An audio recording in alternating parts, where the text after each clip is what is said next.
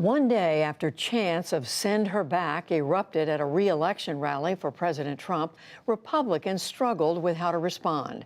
As White House correspondent Yamiche Alcindor reports, the controversy surrounding Mr. Trump's tweets that 4 progressive congresswomen should return to their native countries shows no sign of going away. Too much emphasis is being played on certainly rallies and chants and what happens. We need to make sure that we've got the right. But they're repeating the president's language. In North Carolina, a controversial chant. And on Capitol Hill, Republicans playing defense as the fallout over President Trump's racist tweets deepens. At a rally in Greenville last night, the president again falsely accused Congresswoman Ilhan Omar of supporting terrorist groups. The Muslim Minnesota lawmaker is a naturalized American citizen who came to the U.S. as a Somali refugee. The crowd, including children, chanted, "Send her back." This morning, House Minority Leader Kevin McCarthy downplayed the president's role in the chants. He said it was a small group off to the side. What the president did, the president did not join in. The president moved on. But others offered slight pushback. The point is, they're all American citizens entitled to their voice. And when they do provocative things, they're going to be met with provocation. So this is a two-way street. I'm just ready to move on. I mean, I don't hate anybody. I think this is America. You're entitled to your opinion. I believe he is fascist. Today, Omar responded. This is what this president and his supporters have turned our country, that is supposed to be a country where we allow democratic debate and dissent to take place. And so this is not about me. This is about us fighting for what this country truly should be and what it deserves to be. I was not happy with it. At the White House, President Trump told reporters he didn't agree with the chants. He claimed that he tried to talk over them at the rally. I started speaking very quickly. It really was a loud, I disagree with it, by the way, but it was quite a chant, and I felt a little bit badly about it. But I will say this, I did, and I started speaking very quickly. But actually, Mr. Trump did pause.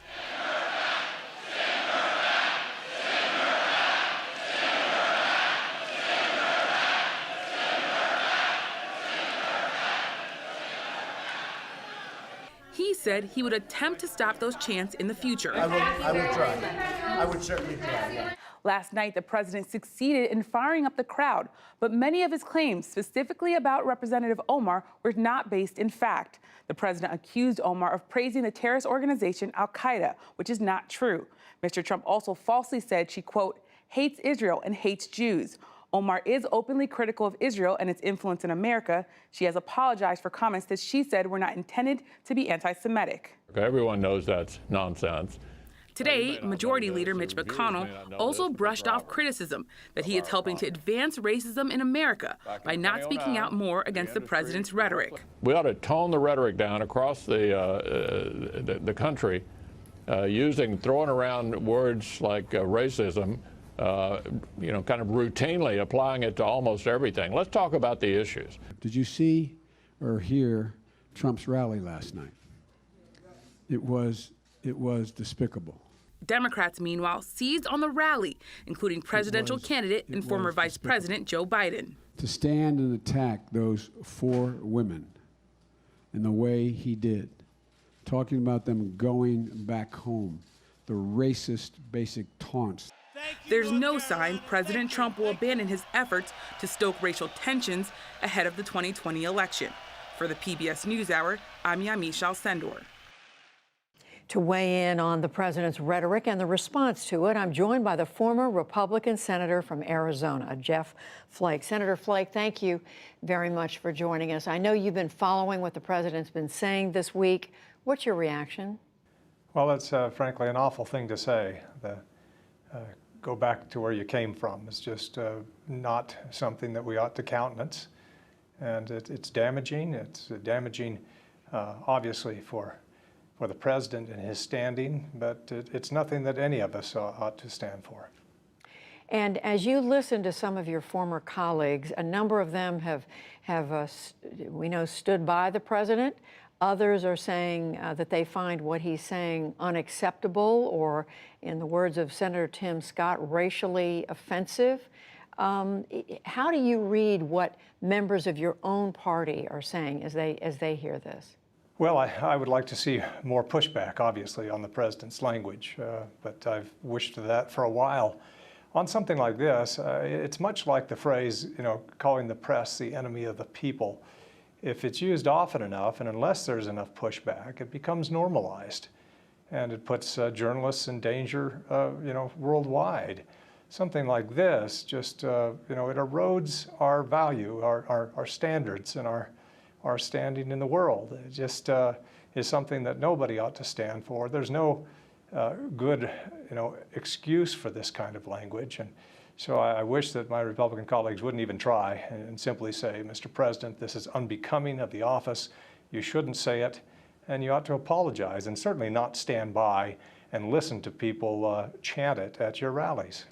Well, speaking of that, the president said today at the White House, he said that he disagreed with the chant, and he said, I spoke quickly as it was underway. But of course, we have gone back and listened to what happened last night, and there was I think 10, 11, 12 seconds of chanting before the president spoke again. Well, just roll the tape. If there was disagreement with what was being said, it wasn't voiced by the president. There was no indication. And of course, what was said was simply paraphrasing what the president had said, which he has really not disavowed. He's phrased it differently now, but he hasn't apologized for it. Obviously, he should. Why do you think more Republicans are not speaking out and calling out the president? Well, obviously, those who are close to re-election don't want to see any distance between themselves and the president. The president is very popular among primary voting Republicans, and my colleagues know that. And so it's difficult politically to stand up. But I mean, that should be no excuse. For me, when I was deciding whether I would run for re-election, one of the things that I had to consider, and what weighed most heavily on my mind, is having to stand with the president on a campaign stage. If he were to campaign with me, which he would have, I assume, if he didn't oppose me in Arizona, and I would have had to have been okay when people chanted, "Lock her up," for example. I would have had to have been okay when he ridiculed my colleagues, my Democratic colleagues in the Senate, or ridiculed minorities in my state, or my colleague John McCain. And I determined I simply couldn't do that. There are limits, and I think that the president has long tested them.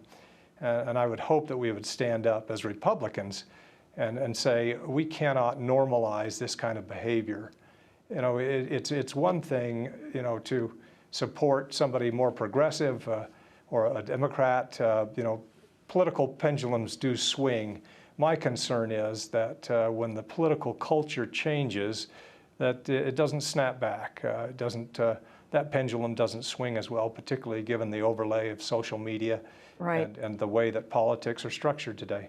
I just wanted to quote one of the current sitting members of Congress from your home state of Arizona, Paul Gosar, tweeted just a day or two ago. He was referencing the president's criticisms of the 4 women members of Congress.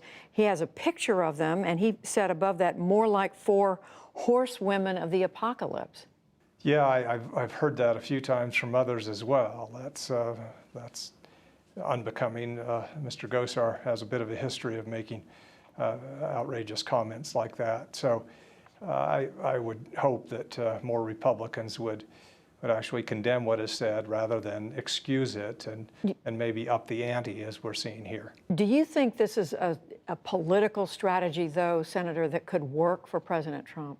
I do think that a certain number of his supporters do like it. You saw it at the rally. And it may harden them and make them more excited to come out and support the president. I think overall, though, it turns off millennials, certainly, suburban women, others that we need in the coalition as Republicans to win. So I think that the president definitely is using it as a strategy to really buoy up the base. But this kind of base politics, you can win an election here or there, but over time it wears. And frankly, I think that 2020 will be a time when it's worn too thin. I just don't see how you can offend so many groups and still have a coalition big enough to win. Former Senator Jeff Flake of the state of Arizona, we thank you. Thank you.